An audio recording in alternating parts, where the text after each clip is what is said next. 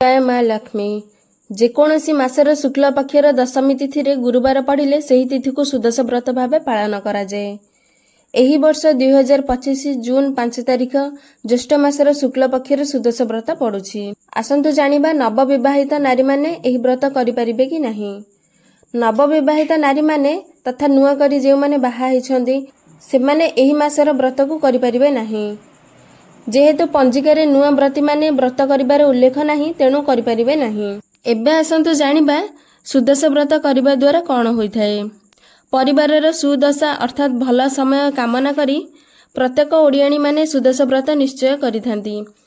एही व्रत घरे किंबा मंदिर रे करि परिबे। एही व्रत करिबा द्वारा स्वामी दीर्घ आयुष बढ़िथाए।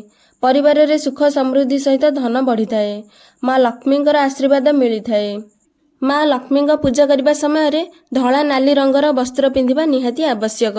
एही व्रतरे माँ लक्ष्मींकर दशंक भारी प्रिय तेणु 10टी मंडा 10टी फूल 10टी गुआ 10टी दुब 10टी बरकोली पत्र 10टी चाउल 10 प्रकार फल 10टी हलदी गुला एही प्रकार प्रत्येकटी जिनिस 10टी पूजा होइथाए।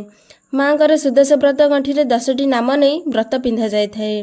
10टी गंठीर नाम हेउछि प्रथम गंठीर नाम हेउछि लक्ष्मी नारायणी, द्वितीय गंठीर नाम हेउछि कमलिनी, तृतीय गंठीर नाम हेउछि हरिहर प्रिया, चतुर्थ गंठीर नाम हेउछि पद्मालया, पंचम गंठीर नाम हेउछि कमला, षष्ठ गंठीर नाम चंचला, सप्तम गंठीर नाम हेउछि विघ्नसेनी, अष्टम गंठीर नाम हेउछि सिंदूर दुलणी, नवम गंठीर नाम हेउछि दुर्गति नासिनी, दशम गंठीर नाम हेउछि विष्णु बाटराणी। एहीपरि 10टी नाम नहीं व्रतरे गंठी पड़िथाए। एहीपरि भावे माँ लक्ष्मी घरे बास करिथांती। सेही व्रत को परवर्ती सुदश व्रत पर्यंत लक्ष्मी प्रतीक भावे बाहुरे धारण करी जत्न रखिबाको हुए। व्रत को केबे हेले भी हजाइबे नहीं। जदि कौनसी प्रकारर व्रत मारा हो जाए तेबे एही व्रत को पानी रे उजेई देबा उचित। छुतिरिका किंबा मृत व्यक्ति को छुईबा परे व्रत मारा हेले सेही व्रत को पुणी थरे व्यवहार करा जाए नहीं।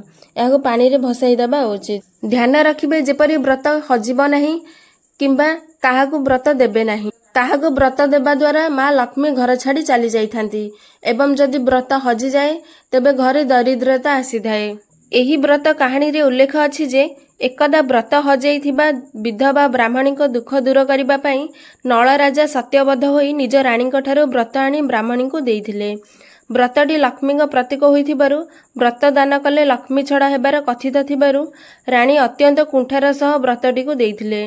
व्रत दान पर सकल संपद सुख ऐश्वर्य हराई राजा और राणी लक्ष्मी छड़ा होई श्रीहीन होई पड़िथिले। जाबतीय दुख दुर्दशा भोग कला परे राणी पुनश्च यथा विधि सुदश व्रत पालन करबा परे सेमानंक समस्त अपहृत सुख सौभाग्य फेरी पाइथिले।